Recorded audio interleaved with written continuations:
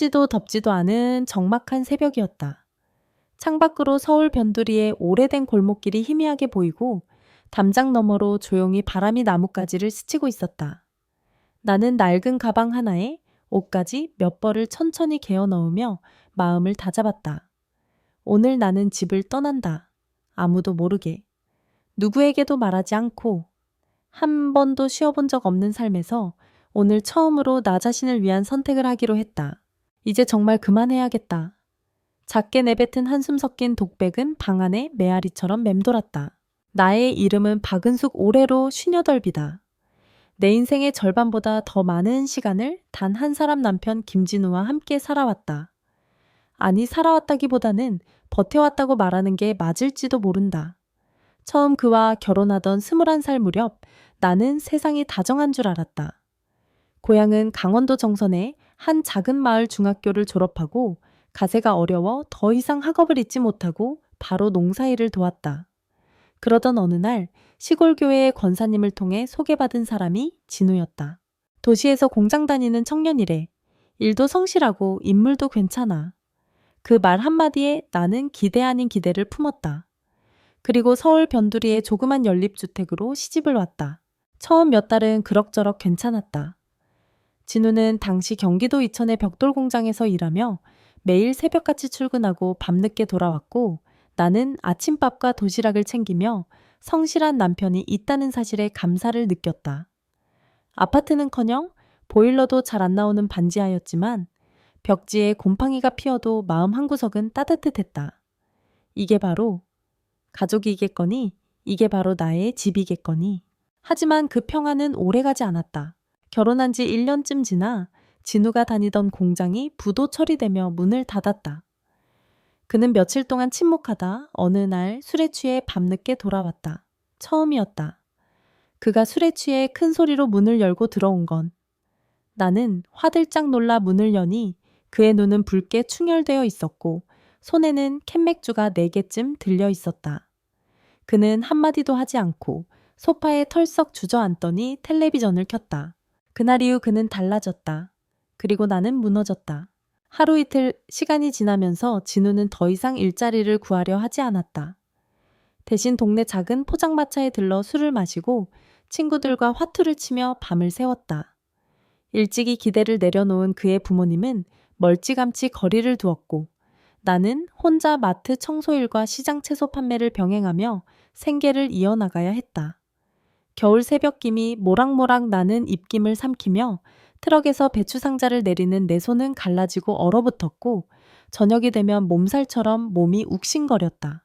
하지만 그보다 더 아픈 건 따로 있었다. 진우는 점점 날 대하는 태도가 거칠어졌다. 술에 취하면 그는 사람을 다른 사람으로 만들었다. 넌 왜 맨날 잔소리야? 가만히 좀 있어. 내가 이 꼴 된 게 다 너 때문이야. 이런 말이 그의 입에서 아무렇지도 않게 튀어나왔다.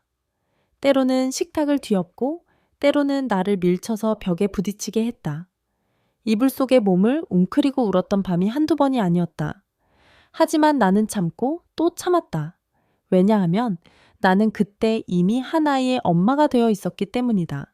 딸아이 서연이 3살이었고 막내 아들 현준이 갓 태어난 지 3달이 채 안 되었던 시기였다.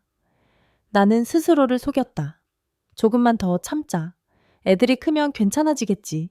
하지만 그건 희망이 아니라 망상이었다. 나는 내 삶을 작은 종이에 적어 접어두고 하루하루 생존하듯 살아갔다. 마치 바람이 불면 날아갈 듯 누구에게도 들키지 않으려는 숨소리로. 그렇게 시간이 흘렀고 어느덧 나는 쉬녀덜비 되어 있었다. 손은 굳었고 허리는 굽었으며 눈은 쉽게 피로해졌다. 하지만 더 이상 피할 수 없다. 절대 피할 수 없었다. 나는 오늘 드디어 결심한 것이다. 나는 이제 살고 싶다. 진짜 살아가는 인생을 시작하고 싶다. 누구의 아내도 누구의 엄마도 아닌 박은숙이라는 한 사람으로. 진우는 언젠가부터 집에 돈을 한 푼도 들이지 않았다. 퇴직금은 이미 친구들과의 술자리에서 모두 탕진했고 나는 그 후로 아이들 분유값부터 겨울철 연탄까지 모든 생계를 스스로 감당해야 했다. 처음에는 동네 마트에서 청소 아르바이트를 했다. 새벽 5시에 출근해 바닥을 밀고 화장실을 청소하고 상자들을 나르다 보면 온몸에서 땀이 흐르는데도 돌아갈 집 생각에 마음은 항상 얼어붙었다. 엄마 왜 이렇게 늦었어요? 문을 열자마자 들려오는 서연이의 가는 목소리는 하루의 고단함을 잠시나마 잊게 만들었다. 하지만 안도의 시간은 오래가지 않았다. 현관에 들어서자마자 술 냄새가 코끝을 찔렀다. 진우는 소파에 널브러져 있었고 식탁 위에는 컵라면 국물이 엎질러진 채 굳어가고 있었다.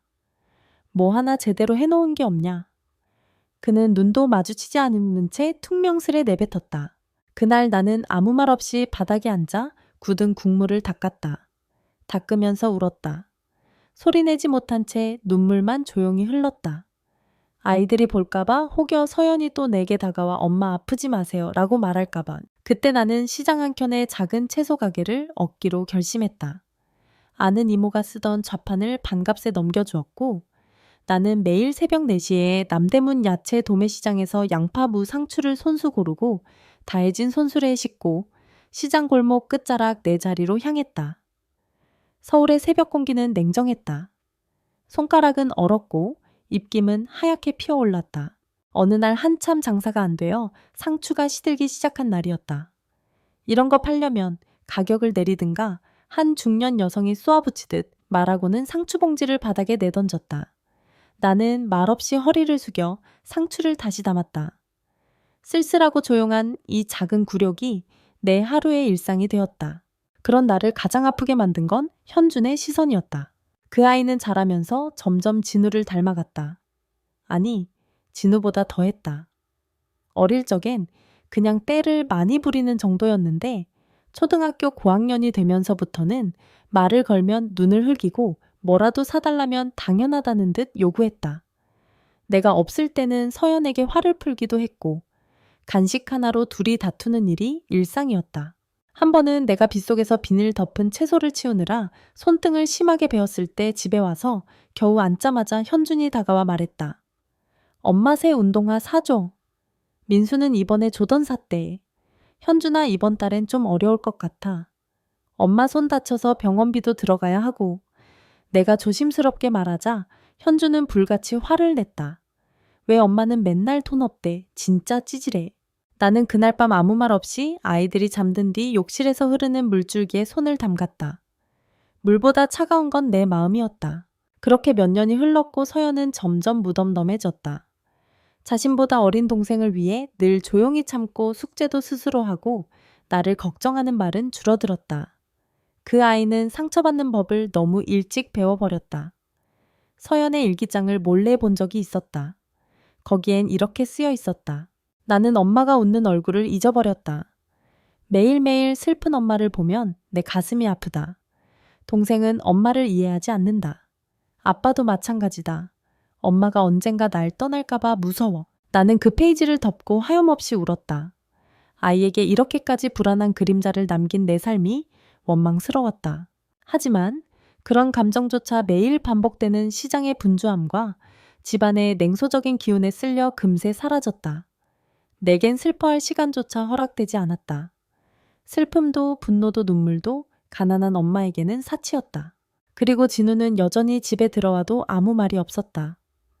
서연이 성적이 올라 학급 1등을 했을 때도 그는 신경조차 쓰지 않았다.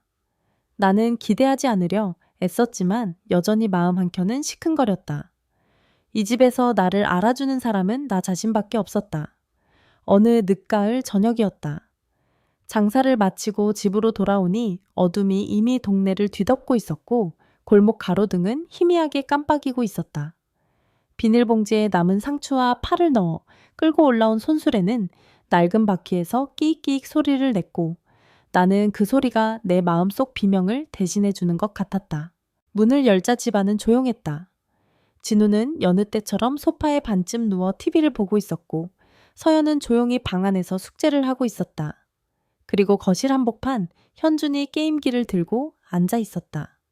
나는 힘겹게 밥 차릴게 라고 말하고 부엌으로 향했지만 그 순간 현준의 목소리가 날카롭게 날아왔다.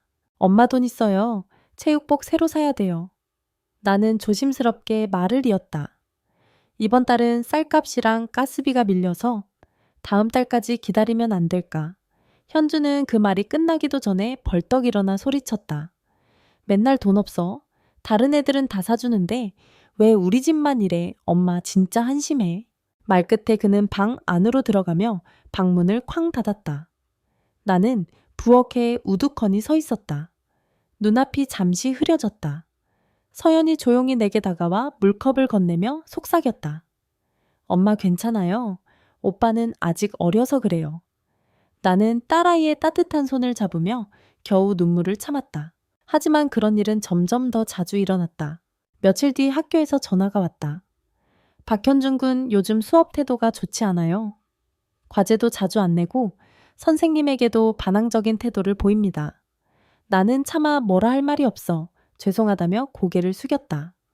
집에 돌아온 나는 현준의 책상 앞에 앉아 조용히 말했다. 현준아 선생님이 걱정하시더라. 엄마도 네가 힘든 건 알지만 그래도 학교에서는 예의 지켜야지. 그 말에 현준은 펜을 탁 던지며 얼굴을 붉혔다. 아빠는 나한테 아무 말도 안 하잖아. 왜 엄마만 맨날 참견해? 엄마는 널 위해서. 엄마가 뭘 알아? 그냥 내버려둬. 엄마는 맨날 시장에서 풀 냄새 나고 창피하단 말이에요. 그 말에 내 가슴이 철렁 내려앉았다. 그동안의 모든 피로가 그 한마디에 무너지는 느낌이었다. 내가 왜 이토록 열심히 살아왔는지, 왜 손이 터지고 허리가 굽도록 일했는지, 그 모든 이유가 산산조각 나는 기분이었다. 하지만 나는 화를 낼 수 없었다. 그저 조용히 일어나 방으로 들어가 문을 닫았다. 그리고 그 문 뒤에서 숨죽여 울었다. 나조차 몰랐던 깊은 곳에서 터져나오는 울음이었다. 다음 날 서연이 내 손을 꼭 붙잡고 말했다. 엄마 저 대학 가면 아르바이트 많이 할게요. 오빠는? 그냥 엄마가 너무 착하니까 점점 더 그래요. 엄마 더 이상 혼자 참지 말아요. 나는 딸아이를 안으며 목이 메었다. 서연은 내가 이 세상에서 유일하게 기대고 싶은 존재였다. 그날 밤 나는 거실에 홀로 앉아 오래된 사진첩을 꺼내들었다. 서연이 갓 돌이 지났을 무렵 작은 한복을 입고 생일상을 차렸던 사진이 있었다. 진우는 웃고 있었고 나는 그 곁에서 눈을 감고 미소 짓고 있었다. 그 웃음은 지금 어디에 있을까? 그때의 나는 지금 어디에 있을까? 시간은 흘러도 마음은 멈춰 있었다. 나는 여전히 같은 자리에 같은 고통 속에 서 있었다. 하지만 무언가 조금씩 바뀌고 있었다. 현준의 말과 눈빛은 점점 칼처럼 날카로워졌고 나는 더 이상 견딜 자신이 없어지고 있었다. 내가 무너지는 건 시간 문제였다. 겨울이 다가오던 어느 날 시장 골목에는 찬바람이 세차게 불어왔다. 하루 종일 상추를 접고 팔을 다듬던 내 손은 감각이 없을 정도로 얼어붙었고 무릎은 오랜 시간 쪼그리고 앉은 탓에 펴기조차 힘들었다. 나는 천천히 리어카를 끌고 언덕을 올라 집으로 향했다. 현관문을 열자지 않은 퀴퀴한 냄새와 함께 텅 빈 듯한 기운이 감돌았다. 진우는 여전히 소파에 누워 텔레비전을 보며 소주병을 옆에 세워놓고 있었고 나를 보고도 아무 말이 없었다. 나는 대답 대신 무릎 꿇고 바닥에 주저앉아 가방을 풀었다. 그때 방 안에서 서연이 조용히 나왔다. 그 아이의 얼굴이 창백했고 이마에 손을 대보니 불덩이처럼 뜨거웠다. 서연아, 어디 아파? 서연은 말없이 고개를 끄덕였다. 숨소리가 거칠고 입술이 파랗게 질려 있었다. 나는 급하게 진우에게 말했다. 여보, 서연이 열이 심해요. 병원 좀 같이 가요. 그러나 진우는 손을 내저으며 이렇게 말했다. 그냥 감기야. 좀 자면 낫지. 괜히 호들갑 떨지 마. 나는 당황스러웠다.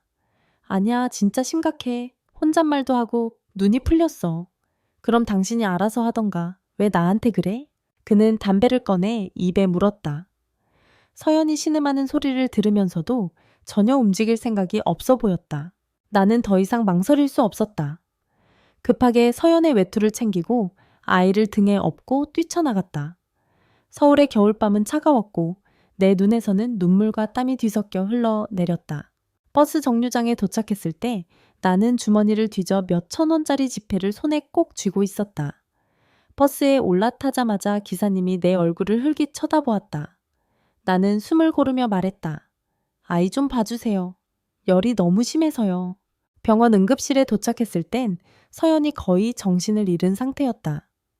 간호사들이 급히 달려왔고 아이를 데리고 안으로 들어갔다. 나는 밖에서 손을 모으고 기도하듯 떨고 있었다. 긴 밤이었다. 검진 결과 독감이 폐렴으로 번질 위험이 크다고 했다. 며칠만 늦었어도 큰일 날 뻔했다는 의사의 말에 내 다리는 풀렸다. 의자에 앉자마자 주저앉듯 기대며 눈물을 삼켰다. 그 밤 나는 병실에서 서연의 손을 꼭 잡고 속삭였다. 엄마가 잘못했어. 더 빨리 데려왔어야 했는데. 서연은 희미하게 웃으며 말했다. 엄마, 옆에 있어줘서 고마워요. 그 한마디에 내 가슴은 찢어질 듯 아팠다. 반면 집에서는 아무 연락도 없었다. 진우는 전화 한 통 하지 않았고 현준 역시 병원에 찾아오지 않았다. 서연이 입원한 지 이틀째 되는 날 나는 잠시 집에 다녀와야 했다. 음식을 챙기고 병원비 정산을 위해 필요 서류를 가져와야 했기 때문이다.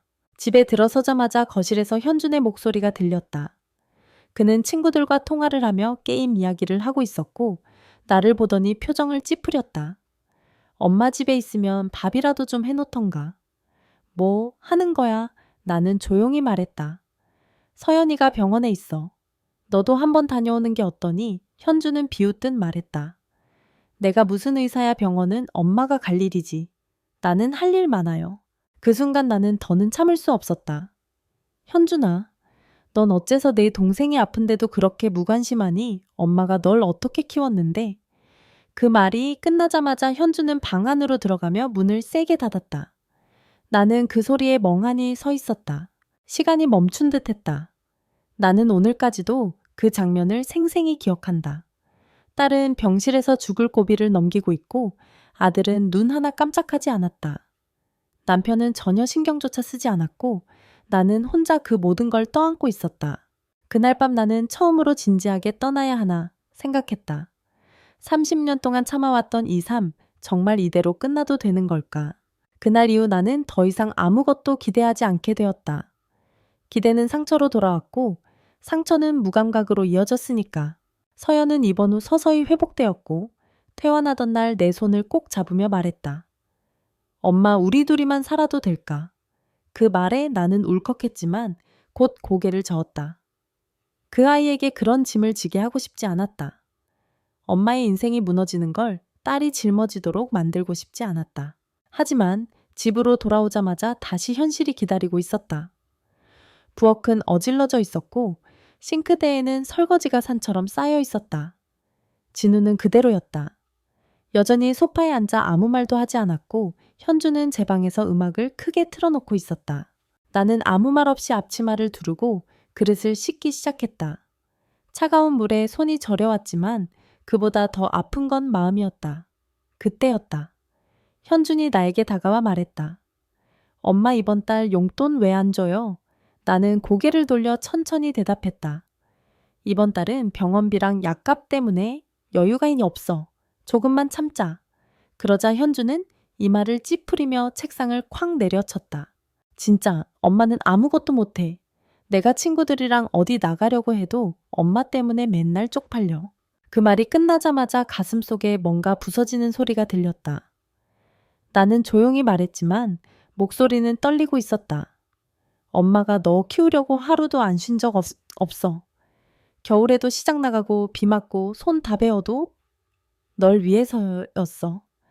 그러자 현주는 코웃음을 치며 말했다. 그게 내 잘못이야. 내가 그렇게 해달랬어. 엄마가 좋아서 그런 거잖아. 그 순간 나는 그 애가 진우와 다를 바 없다는 걸 깨달았다. 차라리 그가 남이었다면 덜 아팠을 것이다. 하지만 내 뱃속에서 10달을 품고 낳은 내 아이였다. 내가 잠을 줄이며 안고 밥을 굶으며 먹이고 밤새 열을 재며 기도하던 아이였다.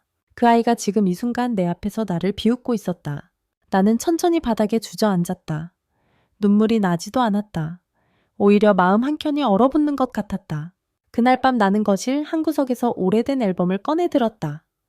현준이 처음 걸었던 날 첫 생일날 케이크에 손을 담그며 웃던 사진. 그 속의 아이는 맑고 천진했다. 어쩌다 이렇게 되어버린 걸까? 무엇이 우리를 이렇게 만든 걸까? 잠시 후 진우가 부엌으로 나왔다. 그는 내 표정을 보더니 말없이 담배를 꺼내 물었다. 뭐 또 울었냐? 피곤하게 좀 굴지 마. 나는 아무 대답도 하지 않았다. 그 순간 스스로에게 물었다. 나는 왜 아직 이 집에 있는 걸까? 왜 아직 이 가족이라는 이름에 매달리고 있는 걸까? 그날 이후 나는 점점 변하기 시작했다. 말수가 줄고 눈빛이 차가워졌다. 서연은 그런 나를 보며 조심스레 말했다. 엄마 무슨 일 있어요? 요즘은? 엄마 눈이 예전 같지 않아요. 나는 웃어 보이려 했지만 입꼬리는 올라가지 않았다. 거울을 보면 내가 나 같지 않았다. 삶이 나를 삼켜버린 기분이었다. 현주는 여전히 매주 용돈을 요구했고 진우는 여전히 아무것도 하지 않았다. 나는 매일 같은 하루를 살았고 그 하루는 점점 나를 갉아먹고 있었다. 그러다 결정적인 날이 왔다. 그날은 비가 내리고 있었고 나는 시장에서 채소를 팔며 젖은 발을 비닐봉지로 감싸고 있었다. 하루 종일 한 푼도 벌지 못한 채 집에 돌아왔을 때 현준이 거실에서 화난 얼굴로 기다리고 있었다. 오늘도 돈 못 벌었어요. 대체 엄마는 뭐 하는 사람이에요. 그 말이 끝나자마자 그는 내 앞에 있던 저울을 내리쳤다. 그딴 거 필요 없잖아. 왜 이렇게 한심하게 살아? 순간 주변이 조용해졌다. 진우조차도 아무 말 없이 고개를 돌렸고 나는 바닥에 떨어진 저울을 천천히 주었다. 내 손은 떨리고 있었고 눈물은 이미 볼을 타고 흘러내렸다. 나는 조용히 말했다. 현준아, 엄마는 너 위해서 모든 걸 걸었어. 근데 지금 네가 엄마에게 돌려주는 게 이거야. 현주는 아무 말이 없었다. 나는 그 아이의 눈을 바라보았다. 그 안엔 미안함도 후회도 없었다. 오직 분노와 불만만이 자리 잡고 있었다. 그제야 나는 완전히 깨달았다. 더 이상 여기에 머물 이유가 없다는 것을. 어느새 겨울이 깊어갔다. 서울의 밤은 길고 외로웠다. 나는 어느 날 새벽 조용히 일어나 작은 가방을 꺼냈다. 몇 년 동안 모아온 돈은 많지 않았지만 그래도 이걸로 새 출발을 할 수 있을 거라고 스스로 다독였다. 방 안에 쌓여있는 낡은 옷가지와 오래된 사진첩, 그리고 자잘한 생활용품들을 하나하나 정리했다. 손때 묻은 앨범 속에는 처음 진우와 손을 잡고 설레던 날 서연과 현준이 웃던 모습이 담겨 있었다. 그때 나는 진심으로 믿었다. 이 집이 내 전부이고 내 미래라고. 하지만 이제 그 모든 건 옛말이었다. 문득 아이들이 어렸을 때 즐겨 듣던 노래가 머릿속을 스쳤다. 우리 가족 늘 함께 힘이 되어줄 거야. 그 노랫말을 떠올리니 가슴 한구석이 아렸다. 나는 그 노래를 부르며 얼마나 많은 눈물을 삼켰던가. 그러나 지금은 이 노래가 너무도 낯설었다. 나는 작은 종이에 짧은 편지를 썼다. 진우에게. 나는 이제 더 이상 견딜 수 없습니다. 서연, 현준, 그리고 나 자신을 위해 떠납니다. 언젠가 당신들도 나의 선택을 이해해. 지도보다니 선디해하게 되길 바랍니다. 편지를 접어 이불 밑 깊숙이 숨겼다. 아무도 발견하지 못하도록. 그리고 그날부터 나는 차분히 떠날 준비를 했다. 시장 좌판은 서서히 정리해 나갔다. 고객들에게는 가끔 몸이 아파 쉬는 날이 있을 수 있다고 말했지만 진실은 조금씩 집을 떠날 준비를 하고 있다는 사실이었다. 동네의 작은 여관을 알아보았다. 하루하루 조심스레 계획을 짜며 마음속 불안을 잠재웠다. 밤이면 창밖 어둠을 바라보며 나는 작은 희망을 되새겼다. 새로운 시작. 언젠가는 나도 다시 웃을 수 있을 거야. 눈을 감으면 젊은 시절 나를 안아주던 어머니의 따뜻한 손길이 떠올랐다. 그때 나는 강했고 희망이 있었다. 그 희망을 다시 찾고 싶었다. 그렇기에 나는 두려웠지만 동시에 용감했다. 나를 위해, 내 인생을 위해 처음으로 나 자신에게 진실한 선택을 한 것이다. 어느 이른 아침 나는 가방을 챙기고 마지막으로 집 안을 둘러보았다. 낡은 벽지는 그대로였고 먼지가 쌓인 사진들은 나를 슬프게 바라보고 있었다. 하지만 나는 다시 돌아가지 않을 것이다. 문을 열고 조용히 나섰다. 뒤돌아보지 않고 떠나는 이 순간에도 떨리는 마음으로. 버스가 부산의 낯선 거리로 들어섰을 때 나는 창밖으로 빠르게 스쳐가는 사람들과 건물들을 멍하니 바라보았다. 서울과는 전혀 다른 바닷바람이 얼굴을 스치고 짭짤한 바다 내음이 코끝을 간지럽혔다. 여기서부터가 새로운 시작이다. 속으로 다짐하며 무거운 가방을 들고 버스 정류장을 나섰다. 바다가 가까운 작은 동네 자갈치 시장 근처의 허름한 여관. 그곳에서 나는 미옥이라는 여인을 만났다. 미옥도 은숙처럼 오랜 세월 남편에게서 상처받고 홀로 자식을 키운 사람이었다. 아줌마, 여기 앉으세요. 나도 그랬어요. 처음엔 혼자라서 무서웠는데. 미옥은 따뜻한 차를 건네며 내 손을 꼭 잡았다. 그 작은 온기가 얼마나 큰 힘이 되었는지 모른다. 나는 그날 저녁 미옥과 함께 바다 내음 가득한 시장 골목을 걸으며 서로의 이야기를 나누었다. 사람들은 말해요, 인생은 참 어렵다고. 하지만 그 속에서도 살만한 이유를 찾아야 한다고. 미옥의 목소리는 작았지만 내 마음에 단단히 박혔다. 나는 처음으로 내 이야기를 떨리는 목소리로 꺼냈다. 30년간의 고통, 사랑과 배신, 희생과 절망, 그리고 지금의 결심까지. 미옥은 고개를 끄덕이며 말했다. 아줌마, 이제는 아줌마 자신을 위해 살아야 해요. 누구도 대신해줄 수 없는 아줌마만의 삶을. 그 말에 나는 눈물이 났다. 몇 년 만에 느껴보는 진정한 공감과 위로였다. 다음날 나는 자갈치 시장 근처의 작은 식당에서 주방 일을 시작했다. 낯선 손님들을 맞이하고 갓 지은 밥을 담으며 차츰 잃어버렸던 나의 존재감을 되찾아갔다. 힘들었지만 나는 행복했다. 내가 나를 위해 일하고 있다는 사실에. 어느 날 서연에게서 전화가 걸려왔다. 엄마, 나 진짜 많이 보고 싶었어요. 엄마가 잘 지내는지 걱정돼요. 두 모녀는 오랜만에 눈물 섞인 목소리로 서로를 위로했다. 나는 알았다. 비록 가족은 흩어졌지만 사랑은 여전히 내 안에 살아있다는 것을. 그리고 그 사랑이 나를 앞으로 나아가게 할 것이다. 부산의 바다는 매일 달랐다. 맑고 푸른 날도 있었고 회색빛 먹구름이 잔뜩 낀 날도 있었다. 하지만 어느 날도 그 바다는 늘 나에게 새로운 기운을 불어넣었다. 낯선 도시에서의 생활은 쉽지 않았다. 낯선 언어처럼 느껴지는 사람들의 말투, 익숙지 않은 거리와 냄새 때론 외로움에 밤잠을 설치기도 했다. 하지만 나는 매일 아침 눈을 뜨며 스스로에게 말했다. 오늘도 내가 살아있음을 감사하자. 작은 식당에서 주방 보조 일을 시작한 지 어느덧 몇 달이 지났다. 처음엔 서툴고 힘들었지만 하나씩 익히며 손끝에 감각이 생겼다. 손님들의 웃음소리, 음식이 나가는 순간의 설렘, 동료들과 주고받는 작은 농담들이 내 하루를 채웠다. 은숙 씨, 오늘도 힘내요. 미옥이 건네는 따뜻한 한마디가 가슴에 닿았다. 나는 점점 자신감을 얻어갔다. 내 안에 잠자던 힘이 깨어나는 듯했다. 그러던 어느 날 시장에서 우연히 마주친 한 노인이 나에게 말했다. 젊었을 땐 고난이 깊으면 인생도 깊어진다네. 그러니 힘내시게. 그 말은 내게 큰 위로가 되었다. 지금까지의 아픔이 헛되지 않았음을 알게 해주었으니까. 하지만 모든 게 순탄하지만은 않았다. 낯선 땅에서 가족과 떨어져 산다는 사실은 때때로 마음을 무겁게 했다. 서연과의 통화가 끊긴 뒤에도 가끔은 고독이 몰려와 눈물을 삼켰다. 또한 현준이 보낸 무심한 문자 한 통이 내 마음을 또 한 번 흔들었다. 엄마 집에 왜 안 와? 이제 나도 내 삶 살게. 그 말은 냉혹했지만 나는 그를 탓하지 않았다. 오히려 그에게 보내는 내 마음을 담아 조용히 답장을 썼다. 현준아, 엄마도 이제 조금씩 내 삶을 살고 있어. 우리 모두 행복하길 바란다. 그렇게 나는 서서히 과거를 뒤로하고 앞으로 나아가고 있었다. 시간은 느리지만 확실하게 흘러갔다. 은숙은 매일 조금씩 자신을 찾아갔다. 그녀가 일하는 식당의 손님들은 어느새 그녀의 든든한 응원군이 되었다. 은숙 씨, 오늘도 맛있게 요리해 주세요. 아이처럼 밝게 웃는 그 말 한마디가 그녀를 힘나게 했다. 미옥과의 우정도 깊어졌다. 두 여인은 매주 만나 서로의 고민을 나누며 과거의 상처를 치유해 나갔다. 미옥이 말했다. 우리 이제는 자신을 먼저 사랑해야 해요. 그게 시작이니까요. 은숙은 그 말을 곱씹으며 하루하루 조금씩 마음을 열었다.